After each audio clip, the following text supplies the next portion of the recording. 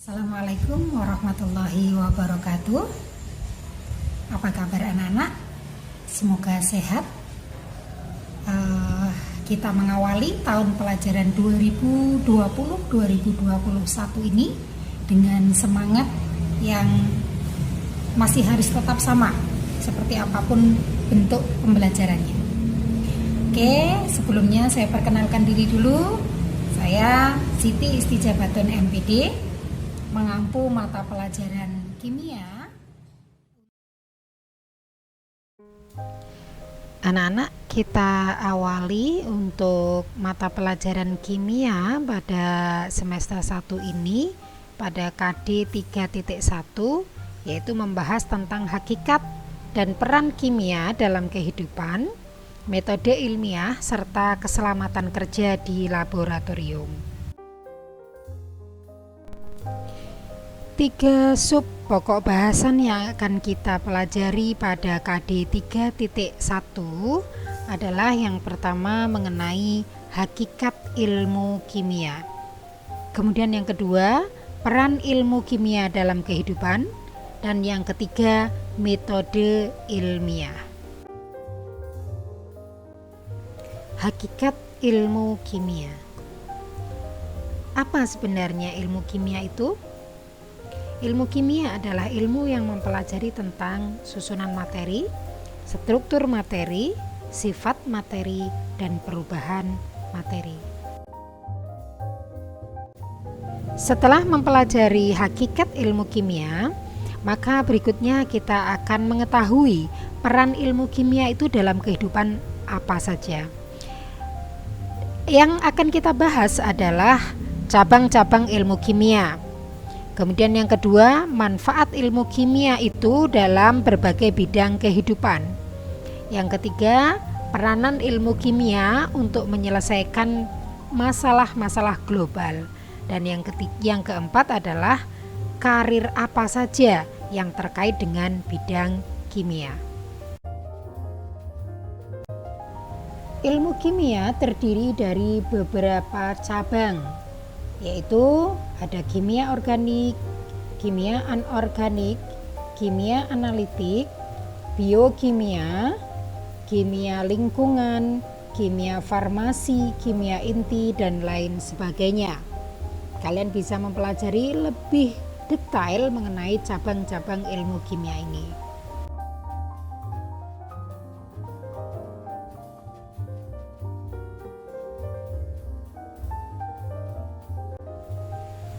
Selanjutnya, manfaat ilmu kimia dalam kehidupan.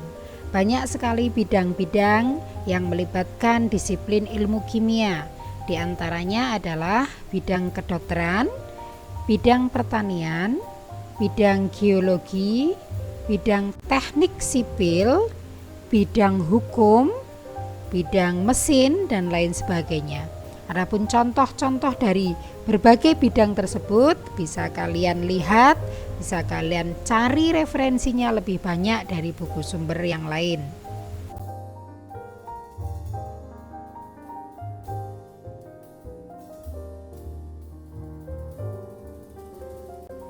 Selanjutnya terkait dengan peran ilmu kimia dalam menyelesaikan masalah global.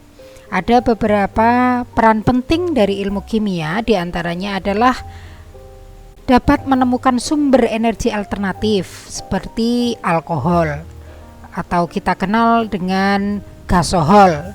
Kemudian ada pembuatan biogas dari bahan-bahan kotoran hewan ternak misalnya. Kemudian ada lagi program untuk langit biru yang diterapkan pada knalpot kendaraan dengan dilengkapi katalis konverter atau konverter katalitik. Kemudian karir apa saja yang kira-kira bisa ditekuni oleh orang yang mempelajari kimia? Ada berbagai macam bidang, diantaranya adalah bidang pengendali mutu dalam industri kimia, dalam berbagai industri kimia.